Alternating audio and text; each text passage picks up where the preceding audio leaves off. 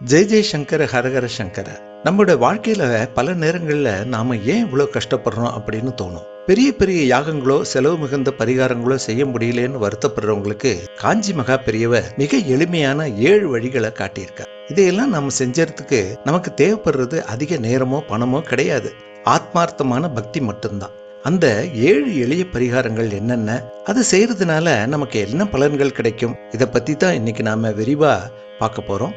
வாங்க வீடியோக்குள்ள போலாம். முதல் பரிகாரம் வில்வ மற்றும் துளசி அர்ச்சனை. தினமும் இறைவனுக்கு ஒரு வில்வ இலையையோ அல்லது ஒரு துளசி தளத்தையோ சமர்ப்பிக்கிறது ரொம்ப சிறந்தது. இதை வளர்க்கறது கூட ஒரு சிறந்த பரிகாரமா சொல்லப்படுறது.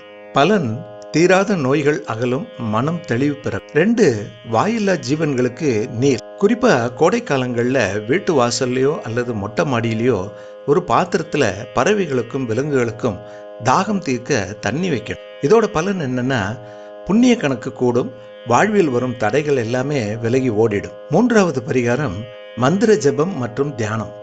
பெரியவர்கள் உபதேசித்த மந்திரங்களை தினமும் காலை அல்லது மாலை வேளையில ஜபிக்கிறது அல்லது ராம ராமா என்று மனதார உச்சரிக்கணும். இதோட பலன் மன வலிமை கூடும், எதிர்மறை எண்ணங்கள் மறைந்து நேர்மறை ஆற்றல் பெருகும். 4வது பரிகாரம் நமஸ்காரம் செய்தல்.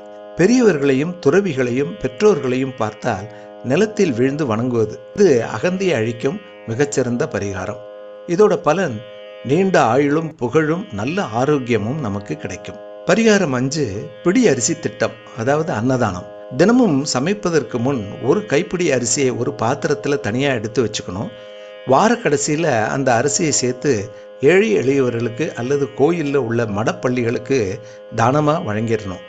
இதோட பலன் வறுமை நீங்கும், குடும்பத்துல உணவிற்கு பஞ்சமே ஏற்படாது. 6வது பரிகாரம் பசு வழிபாடு, அதாவது கோ சம்ரக்ஷணம். கோவிலில் உள்ள பசுவிற்கோ அல்லது தெருவில் செல்லும் பசுவிற்கோ தினமும் ஒரு கட்டு அகத்திக்கீரை அல்லது ஒரு பழம் கொடுக்கிறது.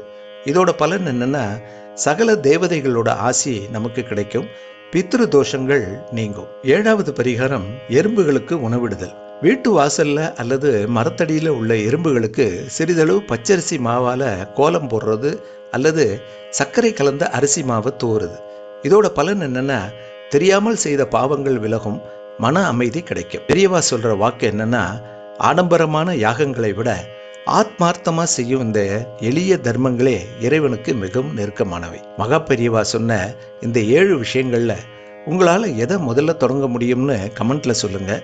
எதுவுமே முடியலன்னாலும் பரவாயில்ல, ஒரு நாளைக்கு ஒரு முறையாவது ராம ராமா அப்படின்னு மனதார சொல்லுங்க. அதுவே பெரிய மாற்றத்தை தரும். இந்த தகவல் உங்களுக்கு பயனுள்ளதா இருந்திருக்கும்னு நம்புறேன். மறக்காம இதை உங்க ஃப்ரெண்ட்ஸ் ரிலேட்டிவ்ஸுக்கு ஷேர் பண்ணுங்க. இது போன்ற ஆன்மீக மற்றும் வாழ்வியல் தகவல்களுக்கு தொடர்ந்து இணைந்திருங்கள் நம்ம சேனலோட. நன்றி, வணக்கம். ஜெய் ஜெய சங்கர ஹரஹர சங்கரா.